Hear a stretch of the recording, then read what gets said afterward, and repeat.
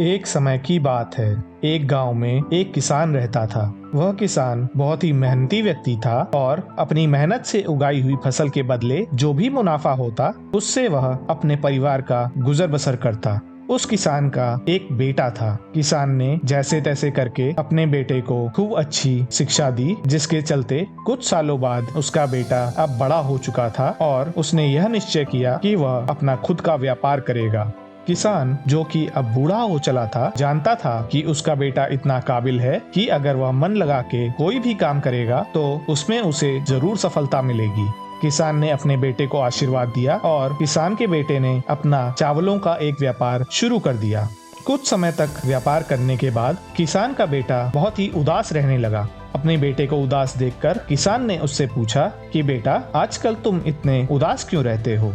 इस पर किसान का बेटा बोला कि पिताजी, मैं यह व्यापार बहुत ही मेहनत से करता हूँ और दिन रात मन लगा के दूसरों से भी ज्यादा मेहनत करके इस उम्मीद में अपना काम करता हूँ जिससे मुझे अच्छा मुनाफा हो, परंतु मुझे बहुत ही मामूली सा मुनाफा होता है और यह मुनाफा मुझे जल्दी से जल्दी अमीर करने के लिए काफी नहीं है। मैं चाहता हूँ कि सारी जिंदगी आपने इतनी मेहनत की है और बुढ़ापे में मेरे कमाए हुए मुनाफे से आपका भी जीवन अच्छा गुजरे।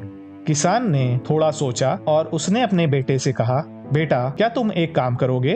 कल मैं पास की ही पहाड़ियों में बेर तोड़ने जाना चाहता हूँ, क्या तुम मेरे साथ चलोगे? किसान के बेटे को यह सुनकर बहुत ही आश्चर्य हुआ, परंतु ज्यादा ना सोचते हुए उसने अपने पिताजी से हाँ कह दिया। अगले दिन किसान और उसका बेटा एक एक टोकरी लेकर पहाड़ी की ओर निकल पड़े। जब वह पहाड़ी पर पहुंचे तो उन्होंने देखा कि एकांत में होने के कारण यहाँ का मौसम बहुत ही अच्छा है और हवा बहुत ही साफ सुथरी है। इतना सुंदर नजारा देखकर किसान के बेटे को बहुत ही आनंद आया। किसान ने अपने बेटे को बेर के पेड़ दिखाए और उससे कहा कि चलो बेटा, अब हम थोड़े बेर तोड़ लेते हैं। किसान यह कहकर खुद भी बेर तोड़ने में व्यस्त हो गया। किसान और उसका बेटा बेर तोड़ते और अपनी अपनी टोकरी में बेरों को इकट्ठा करते। किसान बहुत ही धीरे धीरे बेर तोड़ रहा था। यह देखकर किसान के बेटे को लगा कि क्यों ना जल्दी जल्दी एक साथ कई बेरें तोड़कर अपनी टोकरी में रख ली जाए, जिससे घर जाकर ज्यादा से ज्यादा बेरों का आनंद लिया जाए। किसान का बेटा जल्दी जल्दी जो उसके हाथ में आ रहा था वो तोड़ता हुआ अपनी टोकरी में इकट्ठा करता चला गया। शाम होने पर दोनों ही व्यक्ति अपने घर लौटने लगे। घर पहुंचकर जब दोनों ही व्यक्तियों ने अपनी टोकरियों को रखा तो किसान के बेटे को देखकर यह बहुत ही हैरानी हुई कि उसकी टोकरी तो एकदम ही खाली है। वहीं किसान की टोकरी, जो कि आधी भरी है, उसमें बहुत ही पके हुए मीठे मीठे बेर हैं। थोड़ा छानबीन करने के बाद किसान के बेटे ने देखा कि उसकी टोकरी तो नीचे से फटी हुई है।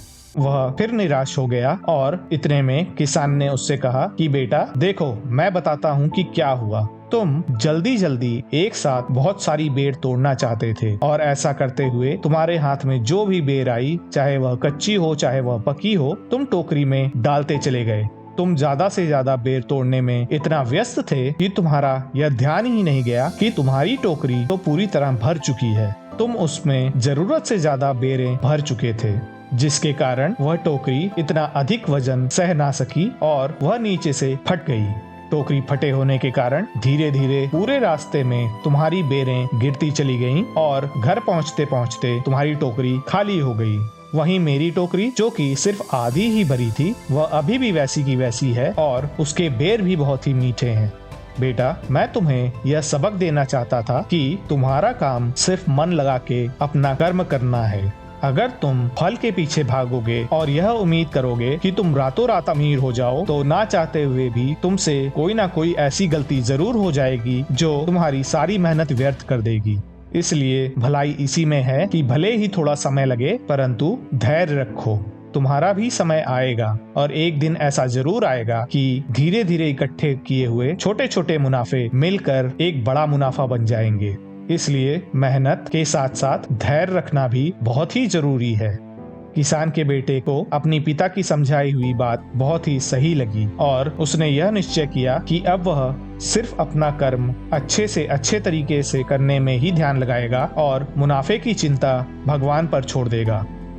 इस कहानी से हमें यह शिक्षा मिलती है कि जीवन में धैर्य बहुत ही जरूरी है। अगर आप चाहते हैं कि आप रातों रात सफल हो जाएं, तो ऐसा बिल्कुल भी मुमकिन नहीं है। जैसे एक चिड़िया तिनका तिनका इकट्ठा करके अपना घोंसला बनाती है, वैसे ही हमें भी धैर्य के साथ अपने कर्म पे भरोसा रखते हुए अपना काम पूरा करना चाहिए। हमारी मेहनत और लगन का फल भले ही थोड़ा देर से मिले, परंतु जब वह मिलेगा तो वह इन बेरों की तरह ही बहुत मीठा होगा। आशा करता हूँ कि इस कहानी से आपको भी सीख मिली होगी और उस सीख को आप अपने जीवन में भी लागू करेंगे।